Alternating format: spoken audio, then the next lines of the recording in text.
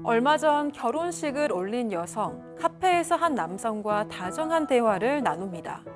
서로를 바라보는 눈빛에는 애정이 듬뿍 묻어나는데요. 하지만 여성과 함께 있는 이 남성은 남편이 아니었습니다. 과연 진짜 남편은 어디에 있고 신혼여행 중에 무슨 일이 있었던 걸까요? 자, 실제 사연을 당사자 특정을 이유로 일부 각색했다는 점 먼저 말씀드리겠습니다. 자, 오늘은 말이죠. 뭔가 이 기묘한 삼각관계에 휘말린 한 남편분의 사연입니다. 자, 일단 오늘 사연자분은 40대의 남성이고요. 지금 아내를 보고 첫눈에 반했다라고 합니다. 그런데 그때 만났을 때 마침 그 아내분은 7년 동안 사귀었던 남자친구하고 헤어진 직후였기 때문에 이 마음을 좀 받아주지 않고 단칼에 거절을 했다라고 합니다. 하지만 그럼에도 불구하고 묵묵히 아내 곁에서 위로를 해줬고 그 과정에서 사실 그 전 남자친구하고 결혼까지 계획을 했다가 그 전 남자친구가 갑자기 유학을 가기로 하는 바람에 헤어졌다는 사실까지 알았습니다. 그래도 곁을 지켰고 그렇게 1년 정도가 흘렀을 때 아내가 당신 참 좋은 사람이다라고 얘기를 해서 마음을 받아들여서 얼마 뒤에 결혼에 성공을 했다라고 합니다. 아니, 당신 참 좋은 사람이라면서 결혼했으면서 왜? 결혼 준비하면서 아내가 좀 딱 하나 요구를 한 게 있었는데요. 바로 신혼여행을 꼭 미국으로 가고 싶다 이렇게 얘기를 했습니다. 그래서 미국으로 신혼여행을 갔는데 여행 3일 차에 갑자기 남편이 배탈이 난 거예요. 그래서 좀 괜히 분위기를 망칠까 봐 남편은 아내한테 그냥 혼자서 놀다 오라고 이야기를 했습니다. 아내는 걱정하면서 뭐 많이 아프면 꼭 연락해라 얘기를 하고 관광을 하러 나갔는데요. 하지만 아내가 이 신혼여행인데 남편에게 단 한 번도 연락을 하지를 않았습니다. 남편이 재미있게 놀고 있냐 이렇게 연락을 해봐도요. 뭐 반나절 내내 답장은커녕 읽지도 않았다고 합니다. 그렇게 해가 지고 나서 아내가 호텔로 돌아왔는데 남편이 뭐 하고 놀았냐고 물어보니까 그냥 미술관 갔다가 카페 좀 들렀어 하고 좀 담담하게 답을 했다고 합니다. 아, 보통 이제 당신 혼자 자유의 여신상도 보고 놀러 와, 뭐 놀다 와 하더라도 아유, 이제 오빠 옆에 있어야지 어딜 가, 뭐 이러는 게 보통인데. 그렇죠. 신혼여행이잖아요. 그리고 이제 나가서 이제 있다가도 아픈 남편이 생각나서 계속 연락을 하거나 걱정을 하거나 빨리 오는데 이제 연락이 되지 않았다는 거는 좀 의아하기는 하죠. 그런데 이게 나중에 나비 효과가 돼서 돌아옵니다. 이제 결혼하고 나서 3년 만에 첫째 딸 태어나고 그다음에 이제 둘째 아들도 태어나서 평범하지만 행복하게 살았어요. 이렇게 잘 살고 있는데 그러다가 이제 그러니까 이 장인 어른이 돌아가시게 됩니다. 그런데 이 아내하고 그다음에 처남이 사이가 좋았는데 그 재산 문제를 놓고 완전히 원수처럼 된 거예요. 갈등이 터졌습니다. 근데 이제 뭐 서로 양보를 하지 않고 날마다 싸우다가 처남이 이 매형한테 어느 날 전화를 했어요. 그러면서 누나에게는 말하지 말고 집 앞에 카페로 나와라 라고 얘기를 했습니다. 그래서 처남과 매형이 만났는데 이 자리에서 처남이 아주 충격적인 얘기를 했어요. 어떤요? 내가 매형이 불쌍해서 얘기를 해주는 건데 사실은 우리 누나 외도했었다. 이렇게 얘기를 한 겁니다. 헉! 자, 이게 더 충격적인 게 있습니다. 외도를 언제 했냐 하면 신혼여행 중에 외도를 저질렀다라고 처남이 얘기를 해준 겁니다. 미국이요? 그리고 또 왜 신혼여행지를 미국으로 했느냐. 전 남자친구가 미국에서 유학 중이기 때문에 그렇게 해서 미국으로 선택했다라고 폭로를 한 겁니다. 자, 그리고 좀 또 이야기를 이어갑니다. 누나가 결혼 초반에 SNS에서 결혼한 티를 전혀 안 냈다. 그 이유 뭔지 아느냐? 전 남자친구에 대한 미련 때문이다. 이런 얘기도 했고요. 그래서 남편이 좀 생각해 보니까 정말로 그 흔한 웨딩 사진 같은 거 프로필 사진으로 안 올렸어요. 언제 프로필 사진 올리냐 하면 결혼 3년 뒤에 아이를 낳고 그 아이 사진을 프로필 사진으로 그때서야 옮겼다. 그래서 그때 결혼할 티를 냈다고 합니다. 아, 그러니까 이제 아이 낳기 전까지는 유부녀 티를 거의 내질 않았다라는 게 이 처남의 폭로입니다. 자, 결국 이 남편과 아내 그리고 처남 간의 3자 대면이 이루어지는데요. 자, 이 남편 역할엔 양지열 변호사, 그리고 저격수 처남 역할엔 박지훈 변호사, 그리고 의문의 아내 역할 박상희 교수. 자, 별별 극장 레디 액션! 야, 내가 진짜 같은 남자로서 매형이 너무 불쌍해서 내가 말해주는 거다.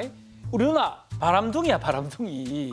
당신 설마 했는데 혹시 진짜 내가 배탈 나서 끙끙댈 때 그때 그 전 남친 만난 거야?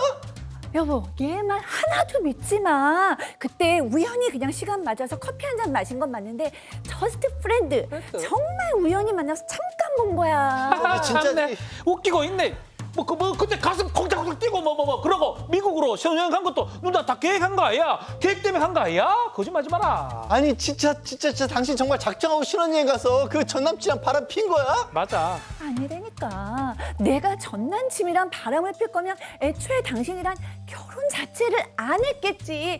얘가 지금 우리 이간질을 시키는 거야. 이간질은 무슨 이간질? 다 이거 누나 했던 말 아이가? 매형, 이 누나 이 독한 여자 누나예요. 완전 독한 누나. 누나. 야, 뭐라고? 이게 진짜? 때리봐라. 확실히 자 그런데 이게 끝이 아닙니다. 처남한테 한 가지 더 히든 카드가 있었다면서요. 네, 아내는 끝까지 당당하다면서 그거 정말 못 믿겠으면 전 남자친구에게 전화 걸어가서 물어봐라 라고까지 얘기를 했습니다. 그런데 차남도 그대로 물러나진 않고 이것까지 얘기하지 않으려고 했는데 사실 우리 누나 굉장히 유명했다 맘카페에서 한번 들어가 봐라 라고 한 겁니다. 맘카페? 예, 그래서 이제 사연자분이 맘카페를 갔더니 글이 제목부터가 참 심상치가 않았습니다. 다들 남편을 사랑하시나요? 라는 제목이었고요. 그 내용은 나 남편과 사랑 없이 결혼을 했고 단 한 번도 사랑한 적 없다. 지금도 첫 남자친구가 종종 떠오른다라는 애절한 내용이 담겨 있었습니다. 교수님 이혼하자. 안 되겠다. 진짜 좀 심각하죠. 이제 판도라 상자가 열렸죠. 아내가 여러 가지 글들을 써놨는데 그게 이른바 베스트 게시글에 등록돼서 댓글이 무려 200개가 넘긴 달린 글도 있었어요. 거기에는 전 남자친구와 만난 적은 없지만 결혼 초기에 전화 몇 번 했는데 너무너무 설렜고 당장이라도 달려가고 싶었다. 이런 내용도 와우. 있었어요. 그리고 아내가 쓴 글의 대부분은 전 남자친구를 보고 싶어 하거나 결혼 전에 미혼으로 살던 때를 그리워하는 글들이었대요. 많은 회원들이 남편 불쌍하다, 이혼해라 라고 댓글을 달자 아내는 아이들 때문에 어쩔 수가 없다라는 또 답글을 달아놨다고 합니다. 백다희 아나운서 네. 이혼하자. 해야죠. 이 사람은 이혼해야 되는데 이게 아내는 자신이 쓴 글 인정을 하고 사과를 했습니다. 근데 변명을 좀 했는데요. 어떤? 그 내용이 육아가 너무 힘들어서 미혼일 때를 생각하다 보니까 자연스럽게 전 남자친구가 생각이 났다 이렇게 얘기를 했습니다.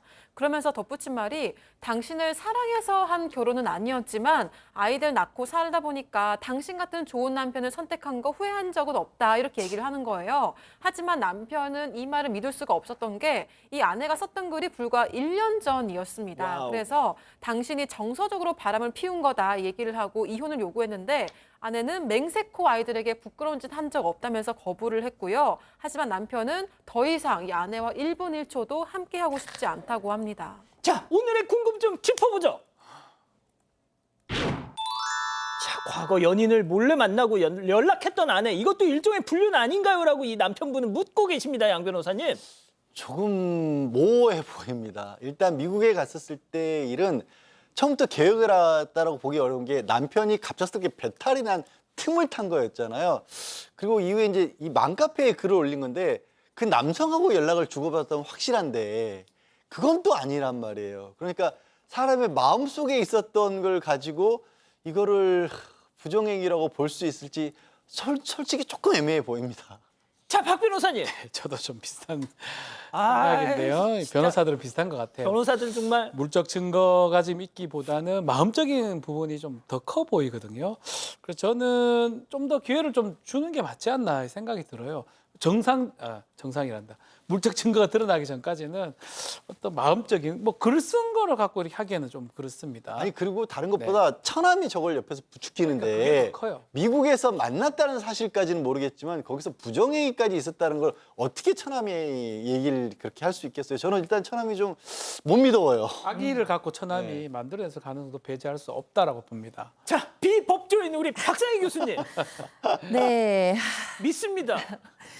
저를 믿지 마세요. 네, 남편의 속상함은 100배 이해가 되는데요. 사실 우리 마음의 문제를 다 끄집어내서 까발리면 사실은 나만 할 가정이 없을 수도 있거든요. 물론 누구나 다 살다 보면 아이를 키우고 뭐 힘들게 살다 보면 옛날에 만났던 사람들을 뭐 몇 번씩 생각할 수는 있는데 그래도 대부분의 사람들은 다 현실의 삶이 100배, 1000배 더 중요합니다. 내 남편, 내 아이들, 내 가정이 중요하고 저는 이 여성도 그렇기 때문에 10년 동안 묵묵히 아들, 딸 잘 키우다가 이제 밤에 몇 번 정서적으로 센치해질 때 저런 걸 남기지 않았나 싶은데 그럼에도 불구하고 남편이 너무 배신감을 느껴서 난 도저히 살 수가 없다, 집에 있을 수도 없다라고 결정하신다면 그 결정을 존중해야겠죠. 하지만 마음의 문제였다라는 변호사님들의 말씀에 동의하지 않을 수는 없습니다. 자, 백다희 아나운서라도 얘기해요, 그러면.